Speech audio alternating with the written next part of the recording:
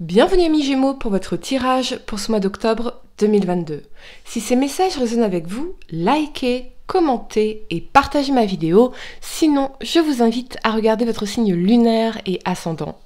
Également, gardez à l'esprit que les énergies peuvent être inversées entre vous et la personne à laquelle vous pensez. Utilisez votre propre intuition pour déterminer qui est qui dans les situations évoquées.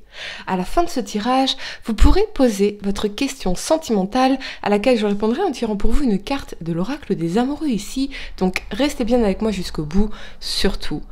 Et puis, nouveauté les amis, il y aura une extension à cette vidéo dans laquelle on va venir clarifier certains éléments importants pour vous. Vous pouvez accéder à cette extension en cliquant sur le lien dans la description de cette vidéo. Et pour réserver votre voyance avec moi, pareil, cliquez sur le lien dans la description de cette vidéo. C'est parti amis Gémeaux, mettez un like dès maintenant à ma vidéo, abonnez-vous si vous êtes nouveau. L'énergie pour vous ce mois-ci est hostilité. Cette carte illustre un homme prêt à se battre qui dresse son épée. Quand elle est à l'endroit, elle indique une situation où vous serez bientôt victime ou que vous êtes déjà victime d'hostilité. L'énergie agressive peut être verbale ou émotionnelle. Par exemple, une personne dans votre entourage pourrait se montrer extrêmement critique, exigeante ou blessante. Que ce soit au travail ou dans une situation sociale, il pourrait y avoir de la trahison ou de la diffamation. Alors cette carte est différente d'une énergie de tromperie parce que l'énergie hostile, elle est plus apparente. D'ailleurs, vous la subissez peut-être depuis un certain temps. Mais qu'il s'agisse d'une énergie nouvelle ou ancienne, il est maintenant temps de reprendre la situation en main, très clairement les amis.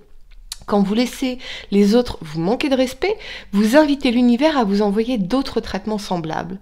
Cela pourrait vous sembler risqué, mais vous devez avoir le courage de vous défendre en tout temps. La première carte que vous avez pour le passé est la 10 de bâton ici. Elle vous parle de renouvellement, de création, de concrétisation d'objectifs, de fardeau et de charge émotionnelle. Avec cet alignement du pendu et du magicien ici, je ressens que ce qui vous paraissait clair auparavant ne l'est plus désormais. Vous pourriez vous demander pourquoi tant d'obstacles se dressent sur votre chemin ou pourquoi vos relations sont toujours aussi compliquées, difficiles ou conflictuelles. Vous avez envie de manifester quelque chose qui aurait du potentiel. Ce peut être un nouveau travail, lancer un nouveau projet, un nouveau service, un nouveau produit, exploiter tous vos talents ou manifester une nouvelle relation, mais rien ne semble jamais se passer comme vous le souhaitez vraiment. Il y a comme un blocage, bien que je vois tout cela comme une forme de protection divine.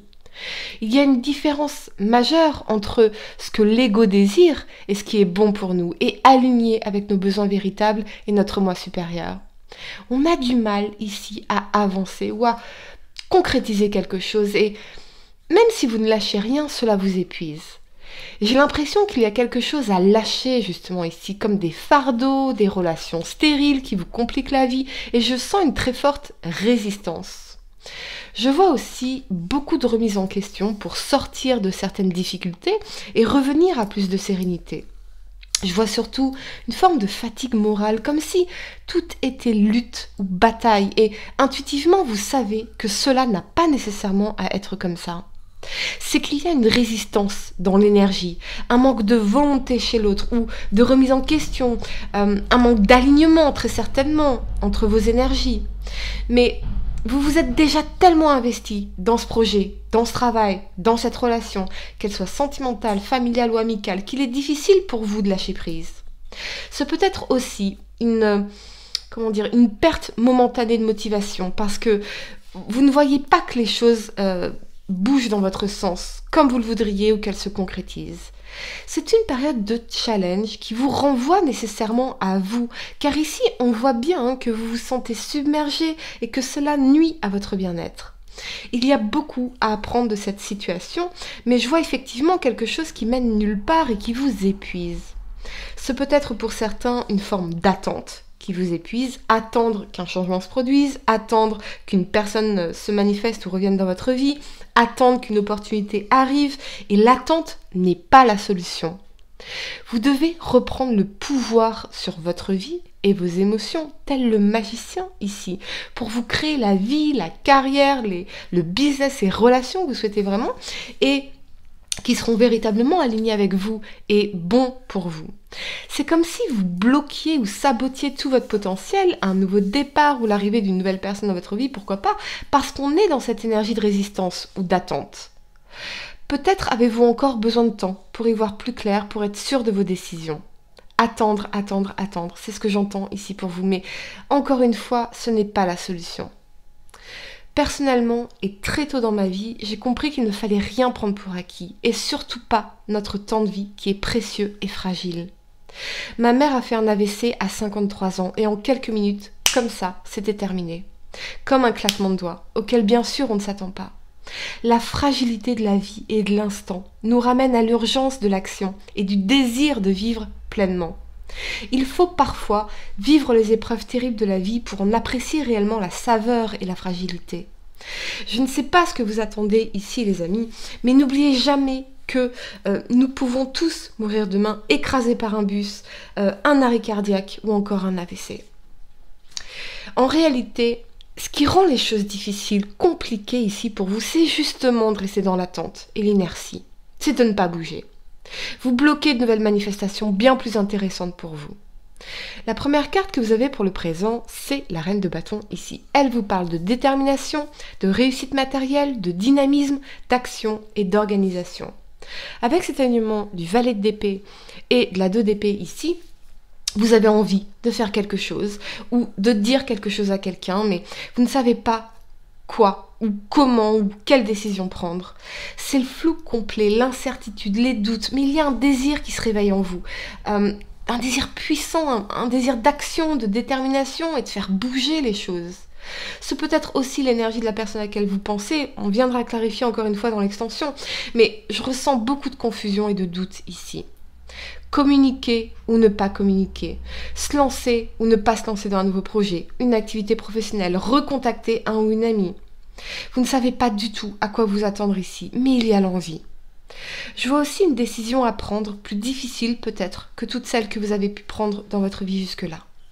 C'est une décision qui vous demande du courage et de ne pas avoir peur des conséquences ou du résultat. Ce qui devrait finalement vous faire peur, c'est de rester dans l'attente ou dans l'inertie. Il faut vous décider, amis Gémeaux, ou c'est l'énergie de la personne à laquelle vous pensez. On ne peut plus remettre cette décision au lendemain parce que votre désir de vivre pleinement n'attend pas. Votre désir d'action ne veut plus être frustré. Et c'est ça, c'est exactement cela. Vous voulez sortir de la frustration dans un domaine de votre vie, quelque chose que vous ne pouvez plus supporter ici. Il faut que ça bouge et ça, c'est très très clair pour vous. Il faut que les choses bougent, qu'elles changent, qu'elles avancent, car la vie n'attend pas. La vie en vous n'attend pas. Vous ne voulez plus attendre. Alors, êtes-vous indécis dans une situation, un projet, un choix d'orientation? Ou avez-vous affaire à une personne indécise, incapable de prendre une décision? On viendra bien sûr clarifier tout cela dans l'extension, les amis. Ce qui se passe réellement dans la tête et dans le cœur de cette personne, dans la 2 d'épée, on viendra évidemment le clarifier. En revanche, une chose est sûre, vous vous sentez frustré et les choses doivent bouger dans votre vie. Il vous faut, oui, faire preuve de courage pour affronter les choses d'ici et pouvoir ultérieurement envisager l'avenir plus calmement et surtout avec clarté, où c'est l'énergie de la personne à laquelle vous pensez. La première carte que vous avez pour le futur, c'est le valet de coupe ici. Il vous parle d'amour, de passion, de tendresse, de sensibilité et de message. Avec cet alignement de la 5 de coupe et de la 8 de coupe ici, vous allez vous rapprocher de vos émotions, de ce que vous ressentez vraiment, de ce qui se passe réellement en vous. Mais ce que je vois surtout, c'est que vous n'avez plus envie de rester dans des situations, dans des relations qui vous feraient vous sentir rejeté, pas assez, malheureux, malheureuse, comme si, oui, vous n'étiez jamais assez ceci, jamais cela, pour être aimé, pour réussir, pour être valorisé. Vous allez profondément évoluer sur vos blessures et réaliser que vous avez énormément de valeur, de richesse, de qualité, de compétences à apporter. Et si quelqu'un ne sait pas apprécier votre personne ou ce que vous avez à offrir, ou si un environnement professionnel ne sait pas apprécier ça, alors ce n'est pas la bonne personne pour vous, ce n'est pas le bon environnement pour vous. On ne peut pas forcer un amour ou un engagement réciproque, une compatibilité, un désir là où il n'est pas. On peut seulement rediriger notre énergie, notre cœur, notre esprit, notre temps de vie vers des personnes qui sauront vraiment nous apprécier et nous valoriser tels que nous sommes. Un jour, bientôt, je le sens, quelqu'un vous regardera avec des yeux émerveillés et vous dira « Mais où étais-tu passé ? Je t'ai espéré toute ma vie. » Ultérieurement, c'est cet amour-là que vous voulez manifester dans votre vie. Allez les amis, je vais vous donner quelques secondes pour réfléchir à votre question sentimentale. Mettez un like à ma vidéo, abonnez-vous si vous êtes nouveau.